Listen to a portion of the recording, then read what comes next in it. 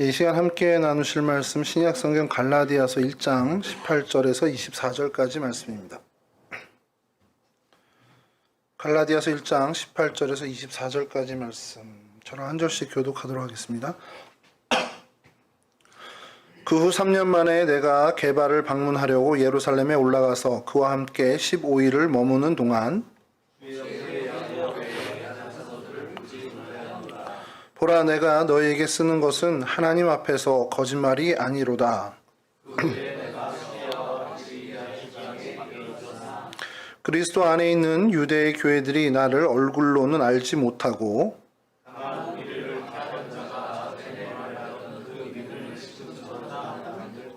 함께 하시죠. 나로 말미암아 하나님께 영광을 돌리니라. 아멘. 예, 오늘 저희가 좀 살펴보려고 하는 성경의 장소는 길리기아 다소입니다. 그러니까 길리기아 지방의 다소라는 도시로 이렇게 보시면 되죠. 경기도, 부천시 이런 식으로 좀 보시면 되는데요. 길리기아는 일단 지금 현재 튀르키예, 그러니까 터키에 있는 터키 남쪽에 지중해 연안에 있는 지역입니다. 그러니까 지금은 주로 얘기를 하죠. 주고 이제 주도가 이제 다소 이렇게 돼 있는데 로마 시절에는 여기가 이제 그 로마의 속주로 돼 있었고 또 우리가 잘 알고 있는 수리아의 안디옥이 그 주의 그러니까 주도였습니다. 그러니까 주의 수도라고 하면 되죠. 주도였습니다. 타우루스 산맥이 이렇게 발달돼 있어서 지역적으로 이렇게 얘기하는데 타우루스 산맥을 어디서 들어본 것 같아가지고 제가 이렇게 막 찾다 보니까 예전에 그 세계사 시간에 잠깐 배웠더라고요. 터키 제국 얘기하면서. 근데 더 깊이 들어가니까 복잡해지고 헷갈려지고 해서 어쨌든 그 산맥과 그 밑쪽으로 내려오면서 지중해 연안의 해변 지역에 이제 다소라는 그런 동네가 있었는데 거기가 우리가 잘 알고 있는 사도 바울의 고향입니다.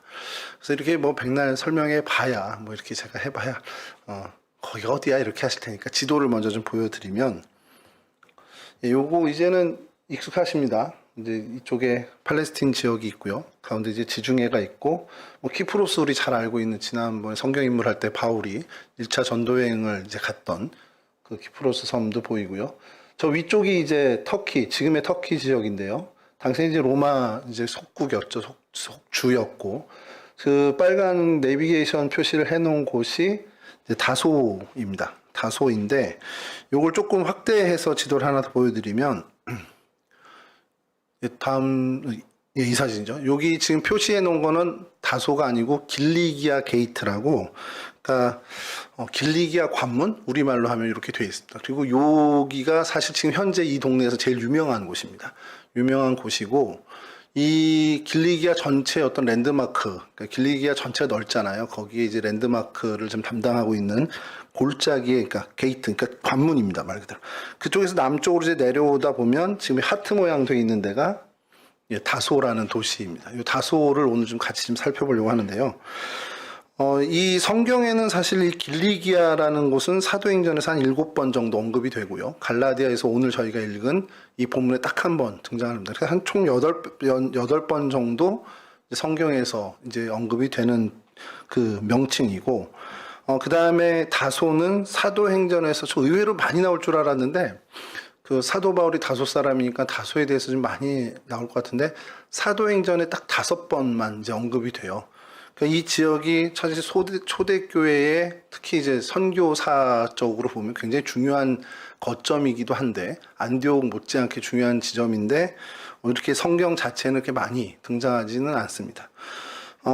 바울이 이제 어려서부터 자라난 이곳, 그래서 어떤 헬레니즘, 그리스 사상, 철학과 로마의 사상들, 그리고 동방에 있는 어떤 유대교, 이런 쪽에 다 어울려지면서, 문화적으로는 굉장히 융합되어 있는, 그러니까 오늘날 보면은 제가 저희 딸 학교 입시 때문에 몇십 년 만에 대학 입시라는 걸 이렇게 들여다본 거잖아요. 그랬더니 저희 때 있었던 무슨 경영학과, 국어국문학과, 무슨 학과 이런 게 사회학과 이런 게 없더라고요. 그래서 학부제로 바뀌었대요. 그래서 무슨 학부가 원래 4년 다 학부지 이랬는데 미래 무슨 융합부, 무슨 학부 이렇게 다 바뀌었더라고요. 그래서 도대체 이건 무슨 과야 그랬더니 이게 옛날에 그 무슨 과야라고 생각을 하면 또 안 되는 거예요. 이게 옛날에 이과, 요과, 이과 해서 한 세네 개 학과를 합쳐가지고 학부 이렇게 해놨더라고요. 그러니까 요즘은 이제 융합이라고 해서 이과든 문과든 뭐 다 해서 뭐 이과형 인재, 뭐 문과형 인재 뭐 이렇게 해서 뭐 융합을 해야 된다라는 게 막 요즘 시대에 이야기 하잖아요. 그때 당시에 이 지역이 그랬습니다. 그러니까 유럽 쪽의 사상도 또 아시아 쪽의 이 사상도 다 한데 어우러져서 섞여서 이제 공부한 사람들, 그런 걸 경험한 사람들이 어떻게 보면 진짜 로마인, 세계인이 되는 글로벌한 사람이 되는 그런 사람들이 여기서 많이 이제 배출이 된다라는 것이죠. 그러니까 그런 어떤 출신 배경을 사도 바울이 갖고 있다라는 걸 저희들이 그 전에도 한번 봤지만 이 지역이 지리학적으로도 그렇게 될 수밖에 없다라는 겁니다. 동양에서 유럽으로 가는 길목 또 유럽에서 동양으로 오는 육로가 여기서 마주칠 수밖에 없고요. 또 지중해로 가더라도 이 다소도 항구다 보니까 그쪽에서 이렇게 많은 문물들이 오고 가는 것들을 경험할 수밖에 없는 그런 지역입니다. 그래서 뭐 사상적으로도 이렇게 융합이 있었지만 어떤 사람들, 인종학적으로도 많은 사람들이 모여 살게 되는 그런 곳이었습니다. 여기에 뭐 특별히 성경에서는 많이 이야기하는 것은 별로 없었는데, 사도행전 6장 9절에 보면은 이런 말씀이 있는데, 요건 제가 띄우진 않은데 읽어드리면, 이른바 자유민들, 즉, 구레네인, 알렉산드리아인, 길리기아와 아시아에서 온 사람들의 회당에서 어떤 자들이 일어나 스데반과 더불어 논쟁할세. 이게 개역개정을 보면 이게 조금 그냥 회당에서 어떤 장소적인 회당에서 스데반이랑 이런 어떤 길리기아 사람들, 알렉산드리아 사람들, 구레네 사람들이 논쟁을 했구나 이렇게 이야기를 하는데 이게 조금은 좀 다른 것이 그 세번역으로 부르면 이렇게 됩니다. 그때 구레네 사람과 알렉산드리아 사람과 길리기아와 아시아에서 온 사람으로 구성된 이른바 리버디노 회당에 소속된 사람들 가운데서 몇이 들고 일어나서, 그러니까 리버디노 회당이라는 곳에 소속된 사람들이 이 스테반과 논쟁을 벌였다라고 하는 거죠. 리버디노는 세 번역이 나오기 전까지 전 한 번도 본 적이 없는 단어였는데 이게 뭐냐면 그 종으로 있다가 자유를 얻은 사람들이 있습니다. 그 유대인 중에 그 사람들을 이제 리버디노, 그러니까 자유인이라고 개역개정에서 얘기하는데 그 사람들이 우리로 치면 이민교회 같은 걸 만드는 게 그게 회당입니다. 회당을 만들어서 그 회당 안에서 머물면서 그 회당에서 뭐 교제도 하고 하나님 말씀도 배워가면서 이렇게 지낸 거죠. 외국 지역에서 뭐 알렉산드리아 지역도 있고 그래서 그 길리기아도 이 전에 한번 알렉산드리아 저희가 그 이야기 나눌 때 굉장히 오래된 유대인 회당이 이제 있었다라는 걸 한번 말씀드린 적이 있는데 그거와 마찬가지로 이 자유민들 리버디노 회당이라는 회당이 이 길리기아에도 세워졌다라는 겁니다. 그래서 그 역사가 어떻게 되나 보면 주전 한 67, 8년 정도, 그러니까 주전 한 70년 정도에, 그러니까 예수님 태어나기 한 70여 년 전, 100여 년까지는 안 되는데 그때에 이미 유대인들이 이 길리기아에 모여 살았고 그곳에서 회당을, 그러니까 자유를 얻은 자유 시민들이 모여서 이 회당을 건설했다는 기록이 있다라는 거죠. 그리고 그것이 사도행전 6장 9절에 또 이렇게 한번 성경에서도 언급된다라는 겁니다.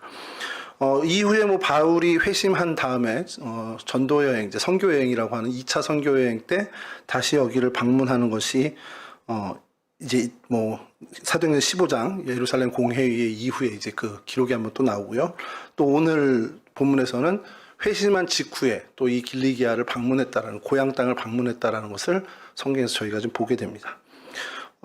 이런 지역이고요. 뭐 역사적인 변천들은 뭐 조사를 해보면 정말 많이 별의별 게 많이 나오는데 뭐 워낙에 패권이 바뀝니다. 이쪽에서 서쪽에서 흥한 나라가 차지했다가 동쪽에서 흥한 나라가 또 차지하고 이게 계속 왔다 갔다 하면서 그러니까 전쟁에 계속 시달렸던 이제 지역인 거죠. 그래서 예수님 그 시절, 그리고 사도 바울 시절은 결국에 로마가 이 지중해 인근의 패권을 장악하면서 이곳도 로마에 오래도록 이제 머물게 됩니다. 근데 이제 여러 역사 자료 중에 재미난 것 중에 하나가 이제 바울과도 좀 연결이 되는데, 아까 그 리버디노 그 회당이 세워질 그 무렵쯤에 무슨 일이 있었냐면, 이 길리기아 해적 소탕 작전이 있었습니다, 로마군이.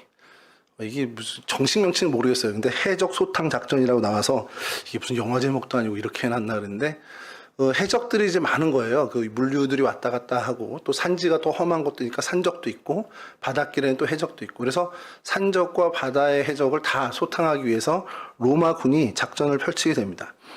그래서 그때에 이 길리기아 주의 내륙 경계선이 이제 책정이 되는 그런 성과를 얻게 되는데 그때에 이 다소 길리기아와 이 다소라는 이 도읍에 있던 사람들 유대인들이 로마 시민권을 얻게 되는 기회를 얻었다라는 게 역사에 기록이 되어 있다는 거예요. 그러니까 아마도 그때쯤에 바울 역시도 바울의 일가도 그때 즈음에서 로마의 시민권을 얻게 된 것이 아니겠느냐라는 것이 이제 성경학자들이 추정하는 그런 시기입니다. 그러니까 이게 역사 자료에도 이 다소와 길리기아에 대해서 유대인들이 로마의 시민권을 획득하게 되는 사건으로 해서 이 소탕 작전까지도 언급되어 있다라는 게 이제 자료에 나온다라는 것이죠. 자, 이렇게 뭐 역사적인 변천이 좀 이렇게 되는데 뭐 이렇게 백날 설명해 드려봐야 사진으로 보는 게 제일 정확할 것 같은데요. 길리기아 게이트라고, 그러니까 아까 뭐 영어 발음은 뭐 실리시안 게이트라고 해야 되는데 그냥 저희 편한 발음으로 길리기아 관문이 어떤지 사진으로 좀 보여드리겠습니다. 멋지지 않습니까? 산 위에서 이제 도로를 찍은 거예요. 저 산과 산 골짜기를 지나가야 되는 거예요. 그러니까 길리기아 저 북쪽에서 이 길리기아 쪽으로 들어와서 다소 이제 지중해까지 가려면 이 도로를 이제 지나야 되는 겁니다. 그러니까 산이 엄청나게 높은 거죠. 양쪽에 돼 있는 것이. 자, 그래서 여기서 이제 구글 지도에 딱 가서 클릭을 하면요. 엄청나게 많은 사람들이 사진을 찍은 걸 올려놨어요. 바로 이 사진입니다. 저는 지금 봐도 아찔한데 이 사람이 저 바위에서 이렇게 하고 이 찍은 사람도 저기서 찍은 거지. 이게 궁금한 거죠. 이렇게 해서 찍은 사진이 이 사람께 제일 잘 나와서 올린 게 아니고요. 그나마 제가 좀 마음의 평안을 얻을 정도로 돼서 이렇게 올린 건데 엄청 많이 올려놨습니다. 한 450장 이상이 올려져 있어서 여기가 뭔데 이렇게 구글 포토에 사진을 올렸을까 하고 들어가면 이 포즈로 찍은 사람들이 막 수두룩합니다. 그래서 이 다음 사진은 제가 좀 보기 어려운데 올려봤습니다. 예, 다음 사진 보여주시죠. 예. 이건 찍은 위치도 대충 알 것 같아가지고 저기서 어떻게 서서 카메라를 들었지? 그래서 다행히 어느 고마우신 분이 이 자리가 어딘지를 좀 멀리서 찍었는데요. 이 정상 부분이죠. 정상에 있는 요런 자리입니다. 예, 요렇게 문이 있는데 이게 아마 산성이었을 것 같아요. 산성이었는데 저기서 저 밑에 바위에다 앉혀놓고 이렇게 찍는 겁니다. 이 산성 위에 올라가서 저 깃발 든 곳에서 저 밑을 향해서 이제 찍는다는 거죠. 뭐 정말 굉장히 멘탈이 있는 사람들만 찍을 수 있는 사진이 아닌가 싶은데 이게 이제 길리기아 관문 이 도로를 통해서 로마군도 아마 이쪽을 통해서 지나갔을 거고 뭐 이전에 그쪽에 패권을 차지했던 뭐 페르시아나 뭐 바벨론 이런 데도 이런 곳을 아마 지나가지 않았을까 하는 게 역사 현장이게 되는 거죠. 그리고 산에 이렇게 산성을 쌓을 정도로 이곳이 어제는 굉장히 전략적 군사적인 요충지였다라는 거죠. 자, 그래서 이 길을 통과해서 만나게 되는 도시는 오늘 저희가 나누게 될 길리기아 다소라는 곳입니다. 예, 다음 사진 보여주시면 이 다소가 오늘날에 이렇게 발음합니다. 타르우스라고 이렇게 발음을 하는데 저 A가 그래요. TA인데 타르우스 이렇게 됩니다. 이게 문인데요. 실제로 굉장히 오래된 것 같이 딱 보이잖아요. 다 허물어지고. 이 클레오파트라가 이곳을 다녀간 기념으로 만든 클레오파트라 문입니다.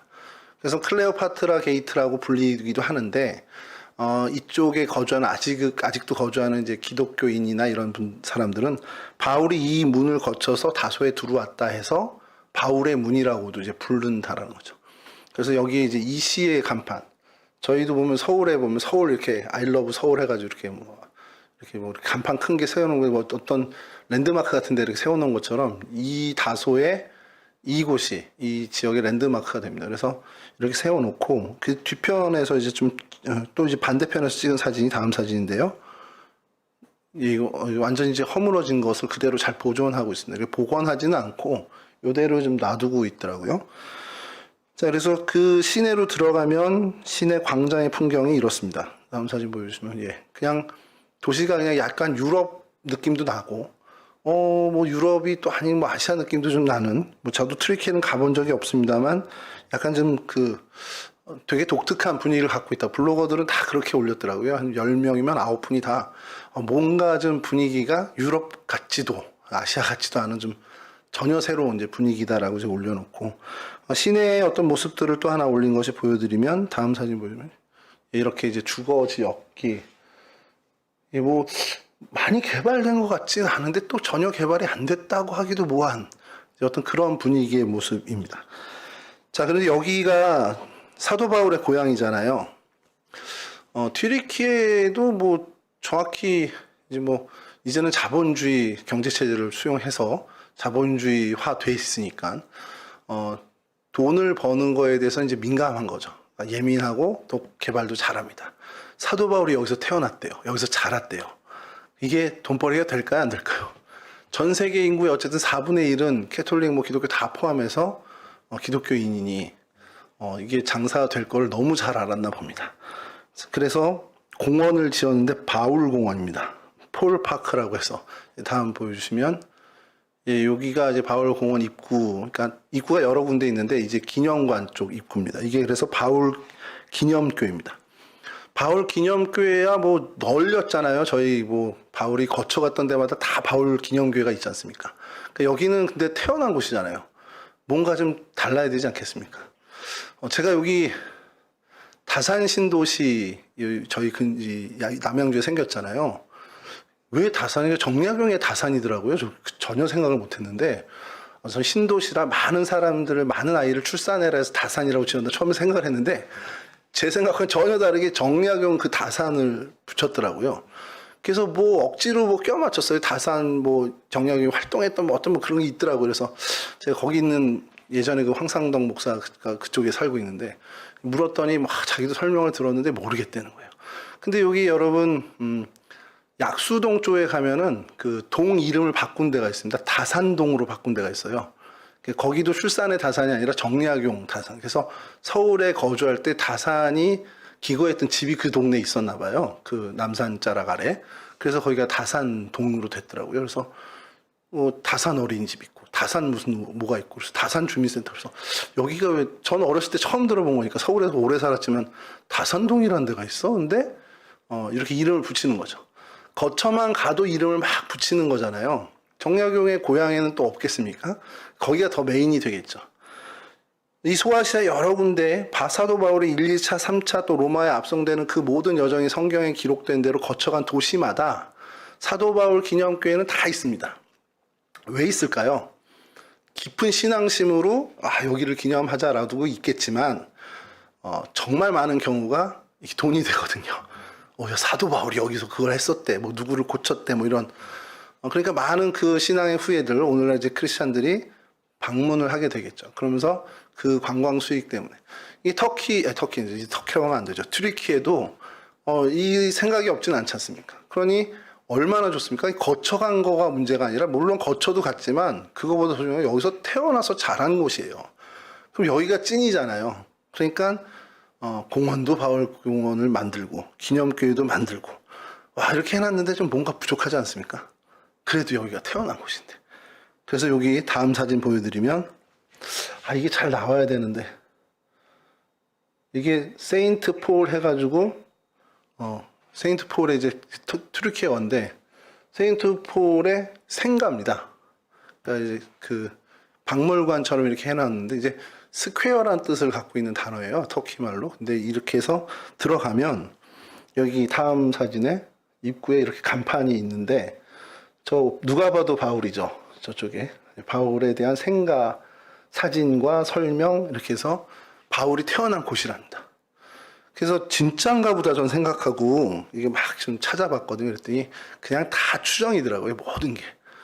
추정인데 너무 잘 해놓은 거예요. 그래서 들어가면 다음 사진 들어가면 이 간판을 지나서 들어가면 이게 바울 생가의 정원. 바울이 태어나서 자랄 때 이 정원이 있었는지는 뭐 그거는 아니겠죠. 근데 이 생가에 복원한 장소에 이런 정원이 있고요. 그래서 들어가면 이렇게 되어 있습니다. 이게 이제 여기서 제일 어떻게 보면은 집중되는 건데 이 바닥에 유리면 보이시죠? 유리예요, 바닥이 지금. 이 밑에가 집터입니다. 집터를 보존하고 있는 거죠. 다음 사진 보여주면 좀 멀리서 찍은 건데요. 요렇게 좀 큰 집이죠.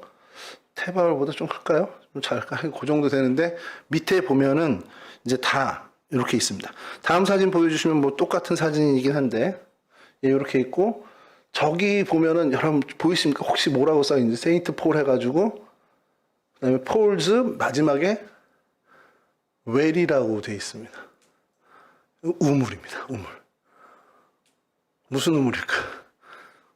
바울이 떠먹었던 물의 우물이라는 거죠. 기가 막힙니다. 이런 걸 만들어 놓고. 예, 그래서 이렇게 생가의 터, 그리고 옆에 그 식수원이 되는 우물, 이렇게 해서 다 만들어 놓고요. 그 다음에 그 생가의 터를 좀 자세히 찍은 거고, 다음 사진인데요. 이렇게 안에 있는 집터가 그대로 잘 보존이 됐다. 그래서 사람들이 위에서 이렇게 볼 수 있게끔 해놓은 거죠. 저희 광화문에 나가면요, 저 광화문이 이렇게 이쪽 광장이 크게 되고 차로를 한쪽으로 몰았잖아요. 그리고 나서 제가 처음 나갔는데, 그 전에 왜 이렇게 광화문이 가운데 이렇게 있고 양쪽이 넓은, 그때랑 확실히 좋아졌더라고요. 근데 뭐 하나가 바뀌었냐 봤더니, 그 세종문화회관 앞쪽으로 갑자기 이제 유리바닥이 있고 그 밑에, 예전에 조선시대의 그 집터, 뭐 이런 어떤 길가, 이런 것들이 그 밑에 이렇게 보이게 좀 해놨습니다. 딱 그 느낌으로 이렇게 좀 해놨더라고요. 그래서 다음 사진이 이제 이 우물, 직접 뭐 기를 수 있게끔 이렇게 도르래도 있고 해놨습니다. 그리고 그 기념교회가, 이제 다시 다음 사진 보시면, 이렇게 생각도 제일 앞쪽에 이렇게 기념교회가, 이렇게, 요 사진 출처를 제가 우리는 로드뷰라고 그러나요? 그 카카오맵에 로드뷰라고 하는데, 구글이 뭐라고 하면 스트리트뷰라고 그러나? 그럴 겁니다. 이거를 열심히 보고 있는데 김창우 장로님이 오셔가지고 돈 안 내고 성지순례 하시네요 그러시더라고요. 그래서 이미 다 캡션 해놓은 건데, 그래도 장로님 좋은 기회가 있어서 합니다. 이렇게 여기가 입구고, 그렇게 들어가면 아까 그 생가터, 그리고 우물, 그렇게 쫙 이렇게 있습니다. 그러니까 이게 튀르키예 정부에서도 이게 돈이 되니까 이걸 잘 보존을, 거기가 이슬람 국가잖아요, 엄밀히 얘기하면. 근데 이렇게 잘 보존을 하고 보여주고 있습니다. 그래서 이 정도, 그러면 이 정도 규모가 어떻게 되나 해서 클레오파트라 문에서 바울의 생각에 있는 바울 공원까지의 거리가 어느 정도가 해서 지도를 좀 보면요. 여기 클레오파트라 문이라고 제가 글씨를 썼습니다. 그리고 저 위에가 바울 공원인데, 이걸 구글 지도에서 경로 탐색을 하면은 차로 딱 4분이 나옵니다. 그러니까 되게 가까운 거리죠. 그래서 요 도시가 이렇게 돼 있고, 저 위에 부분을 확대를 하면, 보여주시죠. 다음 거 보여주시면, 요렇게 해서 아까 그 예배당 본 게 이쪽, 그러니까 이쪽에 그 내비게이션 표시가 있는 게 그 예배당 있는 데고, 그 다음에 그 아래쪽 동그라미가 이제 생가터, 이거 요 정도, 불과 한 걸어서 한 20-30m 거리 정도 되는, 요런 동네입니다. 이게 다소가 이렇게 돼 있는데, 이 땅을 보면서 그냥 드는 생각이, 사도 바울이 여기 그냥 머물러 살았으면, 그냥 거기서 태어나서 자랐으니까, 그냥 거기서 로마의 시민처럼 그냥 자라나고, 거기서 살았으면, 그냥 사도 바울은 이 다소라는 동네에서 뭐 좀, 소위 뭐 잘 될 수도 있겠죠. 그냥 다소의 사람이 되고 있었을 텐데, 이 사도 바울이 다소에 머물지 않고, 그의 부모의 역할이었겠죠. 부모가 이름도 저희는 잘 모르지만 그 부모가 그를 예루살렘으로 보낸 것, 이것이 정말 하나님의 놀라운 섭리가 아닌가라는 생각을 좀 하게 되는 거예요. 그래서 그 맹모 삼천지교라는 단어, 어릴 때 많이 배웠었잖아요. 그래서 여기에 있다가 이렇게 아이 교육 때문에 또 이렇게 옮기고, 그게 참 별로 이렇게 그때 저희 세대는 그거를 이렇게 좋게 여기지 않았던 시대를 저는 살았는데, 그래서 약간 눈살 찌푸리는 그런 사자성어 같은 한자 성어가 되고 있죠. 무슨 삼천지교, 맹모 삼천, 그게 뭐 그렇게 필요해? 라는 생각을 했는데, 사도 바울의 일생을 좀 보면서, 이것도 참 그런 어떤 교육 환경이나 삶의 자리를 옮기는 것이 참 중요할 수 있겠다라는 생각을 좀 해보게 됩니다. 이 출생지 길리기아 다소는요, 어떻게 보면 큰 자유도시였습니다. 그러니까 이게 어떤 이런저런, 그러니까 유대 팔레스틴에서 자라난 것과는 전혀 다르게 모든 것들이 다 융합되어 있었어요. 그러니까 거기서 태어나서 자라난 이 사도 바울의 이 생각은 이미 주님께서 이방인을 위해서 세운 나의 사도라고 하실 수 있을 만큼 각 문화에 대해서, 그리고 인종에 대해서, 사람들에 대해서, 그러니까 어떤 국가에 대해서 편견 없이 정말 다 수용성을 갖고 있는 사람으로 태어나고 자라났다는 겁니다. 근데 만약에 거기 자유인으로 출생해서 그냥 그리스 철학, 로마 정치를 다 배우고 로마의 법을 익힌 다음에 그냥 거기서 자라났다면 그냥 로마 시민의 어떤 괜찮은 사람, 뭐 능력이 있었으니까 소위 성공했겠죠. 능력 있는 로마 시민으로는 어떻게 보면 그 성공했을지 모르지만 그가 어떻게 보면 하나님 나라의 이 복음을 전하는 것은 또 다른 얘기가 될 거라는 거죠. 근데 그런 그리스 철학을 습득하고 로마의 법과 행정을 습득하고 많은 편견 없는 사람들의 어떤 그 식견을 갖고 수용성을 가진 사람이 예루살렘으로 옮겨지게 됩니다. 삶의 자리가 옮겨지게 되는 거죠. 그 길리기아 다소에 머물렀다라면 세상의 어떤 살아가는 것들, 처세술이라든지 세상의 문화, 세상의 어떤 문화, 세상의 방법들에 대해서는 굉장히 출중한 것을 익혔을 수 있겠지만 하나님과 하나님 나라의 법을 만날 길은 사실은 없습니다. 아무리 회당에 가서 하나님 나라의 율법을 이야기한다 해도 한계가 있겠죠. 근데 그런 그가 길리기아에서만 머문 게 아니라 예루살렘으로 옮겨지게 됩니다. 옮겨지면서 만나게 된 것이 하나님의 그 율법, 그러니까 당시 유대교죠. 유대교를 만나게 됐는데 아마도 하나님께서 이 유대인 부모, 이 사도 바울의 부모에게 그와 같은 마음을 주셨을 거고 그래서 그가 이제 예루살렘으로 옮겨지게 되죠. 그리고 그곳에서 그가 만난 어떻게 보면 결정적인 만남일 수 있는 것 중에 하나인 가말리엘의 문화에서 율법을 배우게 됩니다. 뭐 가말리엘은 나중에 꼭 설명할 기회가 혹시 생기면 참 한번 해보고 싶은 분 중에 한 분인데 유대교 바리새파 당시 최고의 학자였고 또 정치가였습니다. 그 아버지는 그 유대교 최고의 학파였던 힐렐 학파 창시자인 힐렐이었습니다. 그러니까 그 힐렐로 그러니까 유대교를 완성하는 거라고 보시면 돼요. 유대교 사상에 그러니까 율법이 있고 그 율법을 어떻게 보면 종교로 이렇게 체계를 갖추게 된 그런 어떤 바리새파의 어떻게 보면 정말 그 창시자로 볼 수 있는 그 힐렐 학파의 힐렐입니다. 그리고 그 부친의 뒤를 이어서 이 가말리엘이 유대교의 어떤 수장으로서 역할을 해왔는데 우리가 잘 알고 있잖아요. 그 산헤드린 공회가 초대교회를 방면하는 그 계획을 세우고 막 핍박할 때 그의 입장을 보면 그냥 놔둬라라는 거예요. 하나님에게서 난 것이면 우리가 아무리 애를 써도 우리는 하나님의 대적이 되는 거고 하나님에게서 난 것이 아니면 우리가 가만히 있어도 우리가 대적하지 않아도 자연적으로 소멸될 것이다. 그러면서 유다와 드다의 이야기를 하면서 그렇게 하죠.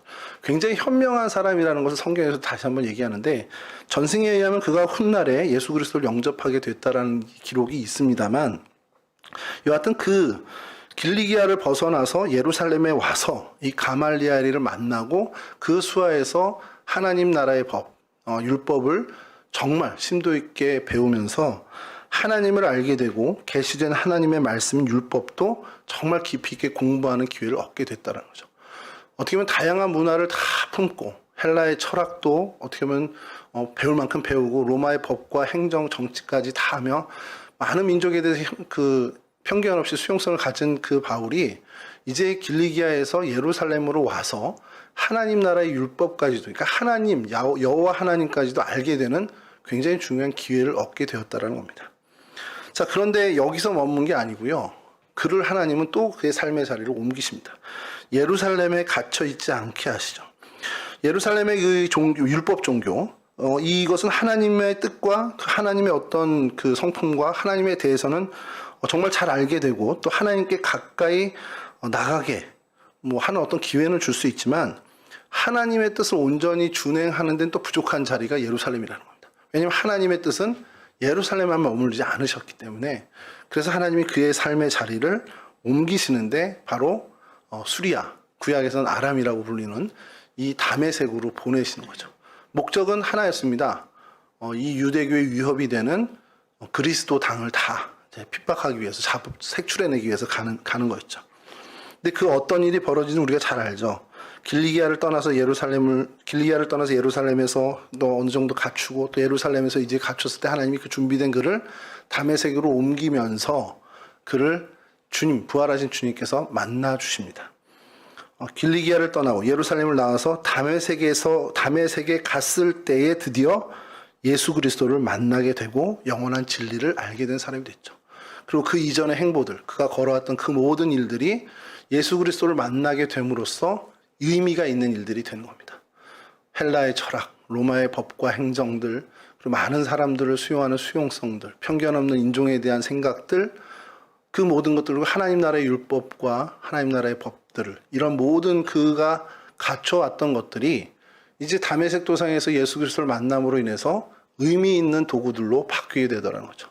그리고 그가 다시금 고향으로 돌아와서 이 이방 선교회, 정말 전초기지가 될 만한 이 길리기아 지방에서 그의 어떻게 보면 복음의 열정을 발휘하게 되는 거죠. 그리고 이후의 행보는 뭐 우리가 잘 알듯이 안디옥 교회의 선교사로서 1, 2, 3차 선교 여행을 보내고 또 로마로 가서 로마에서 역시도 죽기까지 하나님 나라를 전파하게 되죠.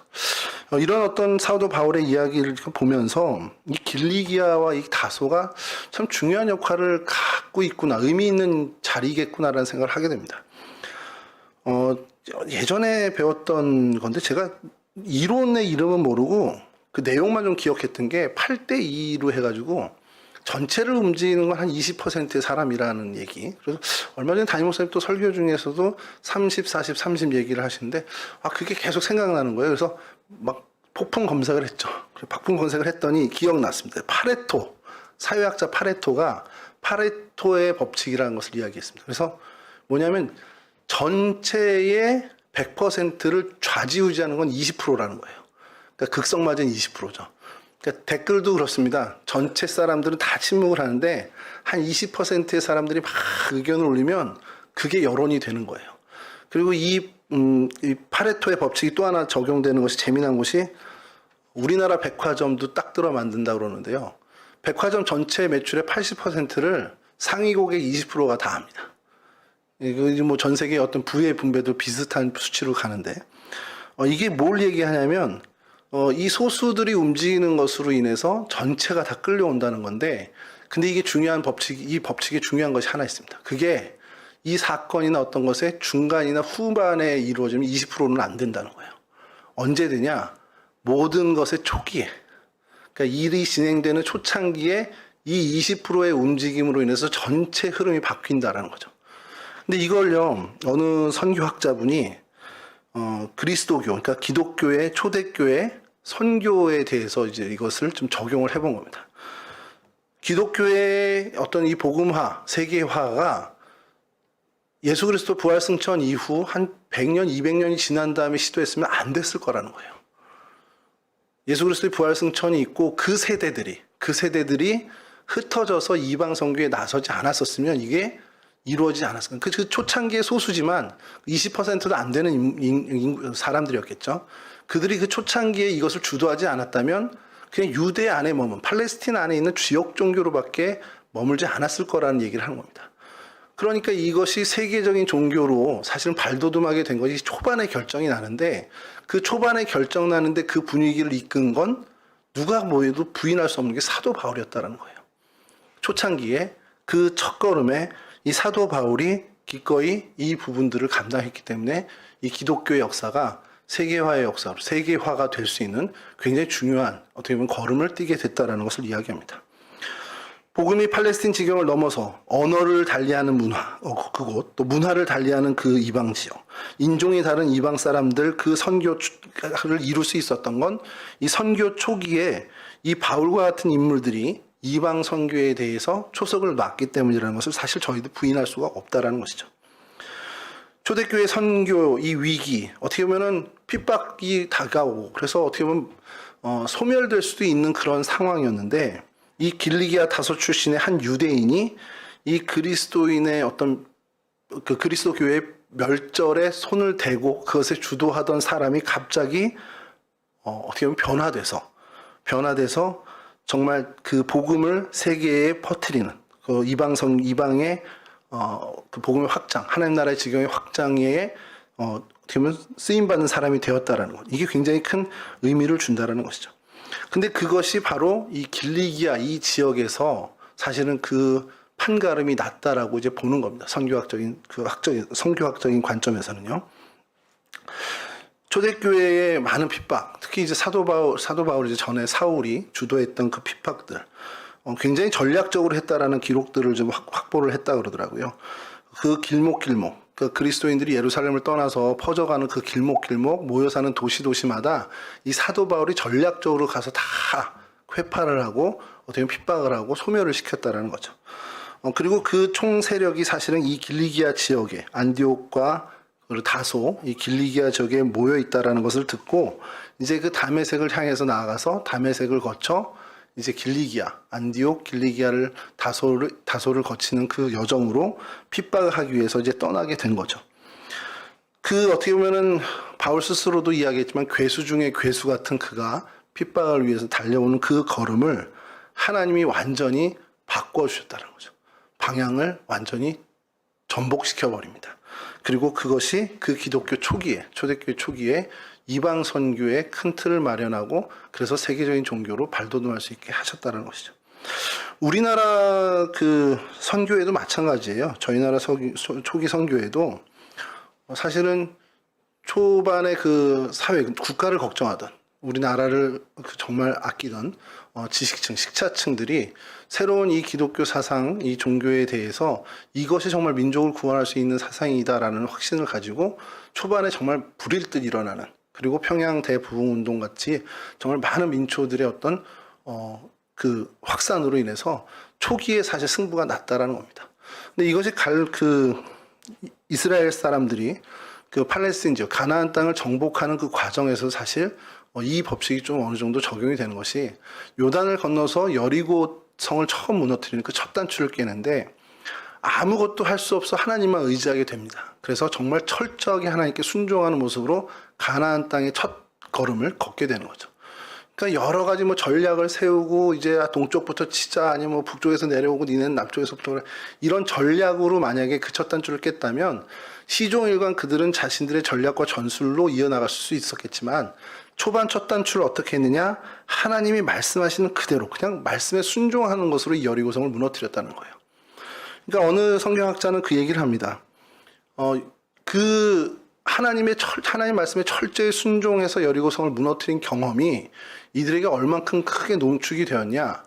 별것 아닌 아이성에서 패배를 당했을 때 이거 봐라 하고선 다시금 뭔가를 전략이나 전술을 개편하는 게 아니라 하나님 앞에 엎드리며 하나님 앞에 자신들을 회개하는 것으로 시작됐다는 거예요. 그러니까 여리고성을 무너뜨렸을 때 하나님 말씀에 충성해서 그 말씀에 순종해서 여리고성을 점령하고 넘어선 그 경험이 이후에 모든 그들의 점령 사건에 하나님을 바라보고 하나님 앞에서 자기들을 소위 살피는 그러한 모습으로 이어졌다라는 겁니다.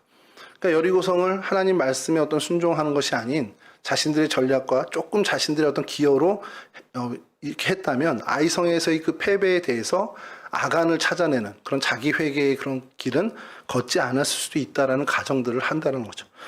그렇게 첫 단추를 하나님께 철저히 순종함으로 이 가나안 정복이 시작된 것이 수월하게 가나안 전체의 정복으로 이어진 것처럼, 이 초대교회의 정말 그 오순절 사건이 핍박과 여러 그 힘든 일들을 거치면서 이방으로 흩어지게 되고, 그 이방으로 흩어지는 그 발걸음에 사실은 결정적인 순풍을 달아준, 순풍에 돛을 단 것처럼 힘을 가하게 된 것이 이 사도 바울이라는 것이죠.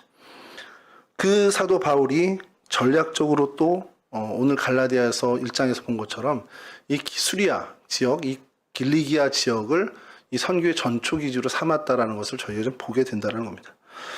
내륙으로 통하는 첫 관문이 되는 땅이 바로 이 길리기아 지역입니다. 소아시아와 유럽으로 통하는 중간 지점이고, 이제 팔레스틴 지역을 벗어나서 내륙, 진짜 이방 세계로 가기 위한 진짜 첫 번째 관문이라는 것이죠. 그 첫 관문을 이제 이 사도 바울이 발을 띄어서 옮겨서 그 관문에서 하나님 나라의 복음을 전하게 됩니다. 아까도 말씀드린 것처럼 뭐 여리고 성도 마찬가지고 우리나라의 선교도 마찬가지고 이 첫 번째 관문이라는 것이 참 중요하다라는 거죠. 이 길리기아 관문 이곳에서 어떤 모습으로 어떻게 복음이 전파됐기에 그 첫 단추가 잘 껴졌고, 그래서 이방 선교에 굉장히 어떻게 보면 좋은 어떤 선한 영향이 됐을까라는 것을 찾은 것이 오늘의 성경 본문입니다.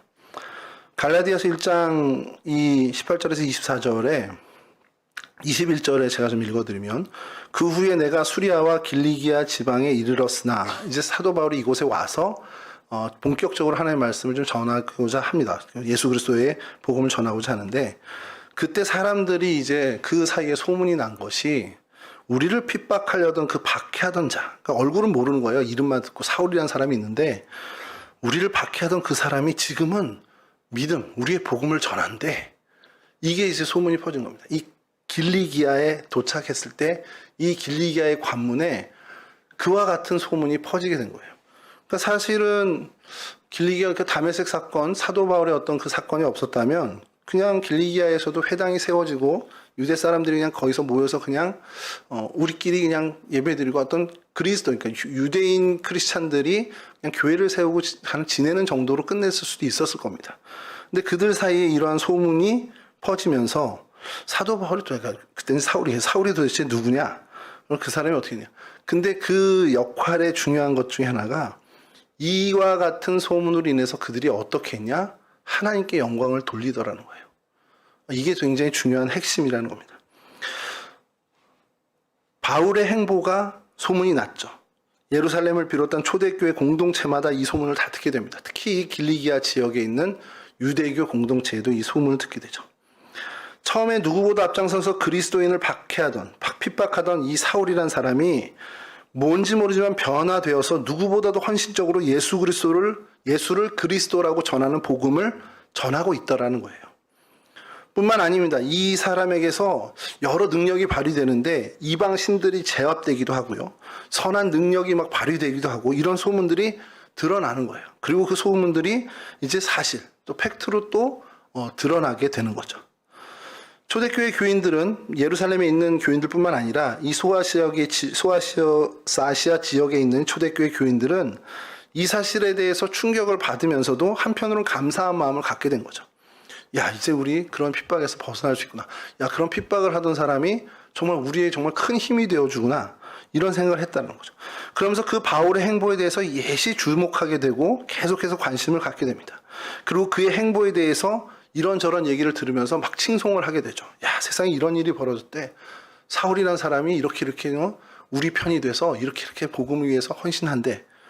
물론 여전히 의심하는 사람들도 분명히 있었을 겁니다만 그 상황에서 어떻게 보면 가장 중요한 것이 뭐냐? 그 사도 바울, 그러니까 사울의 변화된 모습을 통해서 이 초대교회 교인들이 그를 그렇게 변화시킨 하나님을 바라보게 되었다라는 거예요.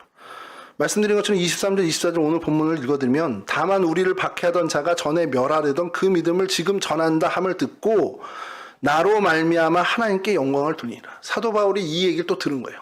아, 저 사람들이 나의 행보를 주목하더니 그냥 내가 변화된 그걸로 사람들이 어떻게 보면 충격을 받았어로 끝난 게 아니라 나의 그 모든 행보를 통해서 나로 말미암아 그들이 하나님께 영광을 돌리더라. 이것을 갈라디아 교회에게 편지로 알리고 있는 겁니다. 그러니까 바울 변화 그 자체에서 이미 하나님의 능력이 증명됐다라는 거예요.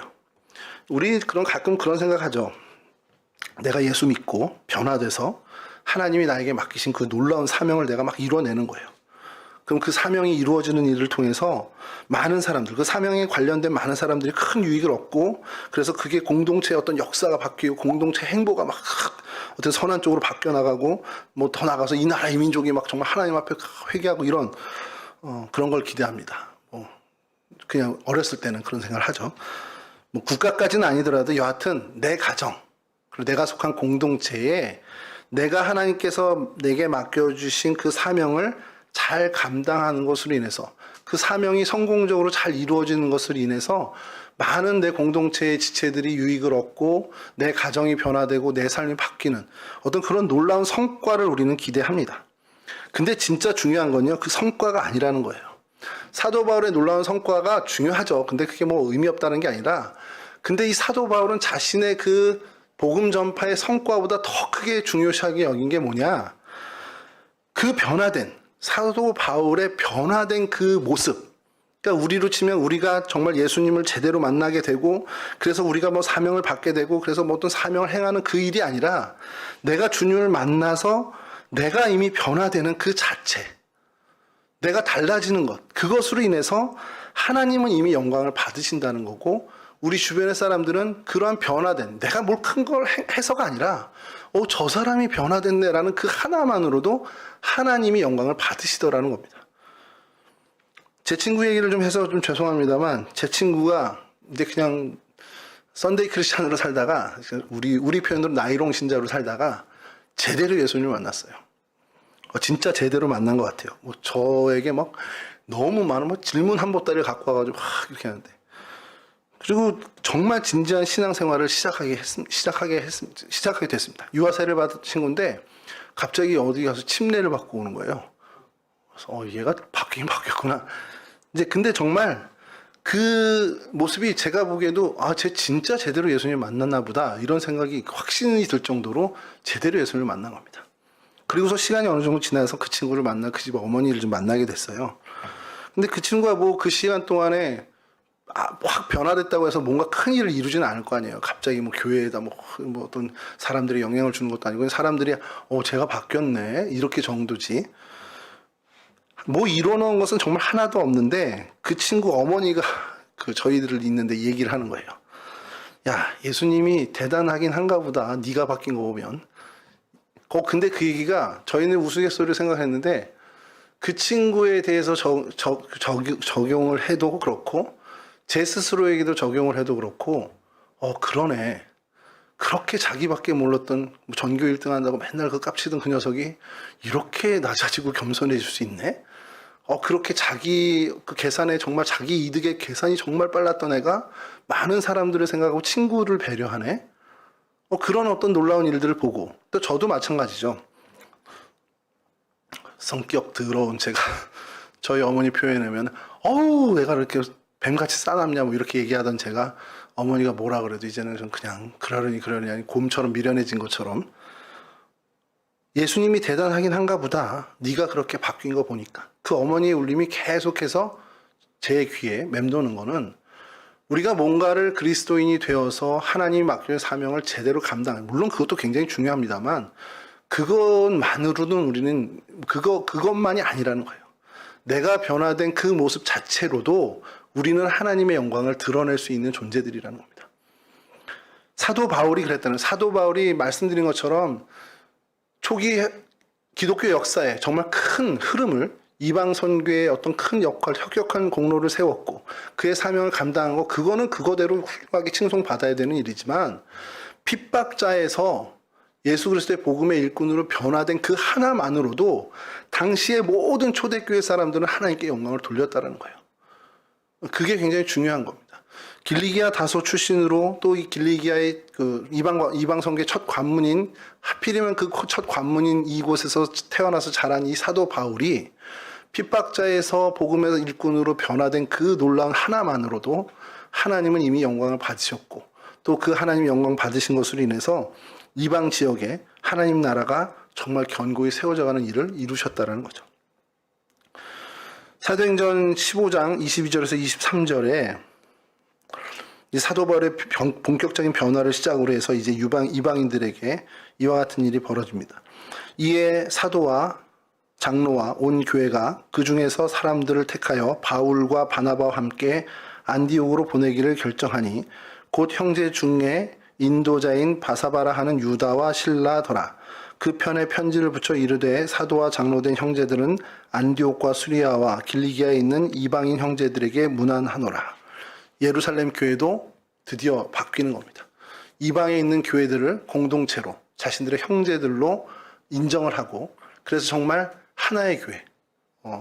이게 사실은 가톨릭 교회라는 의미가 여기에 보편적인 교회라는 포함을 하는데, 뭐 유니버셜 교회로 이렇게 정말 모든 교회 공동체가 주님 안에서 형제 자매가 되는 일이 이 사도행전 15장에서 예루살렘 공의회에서 이제 시작이 되는 거예요.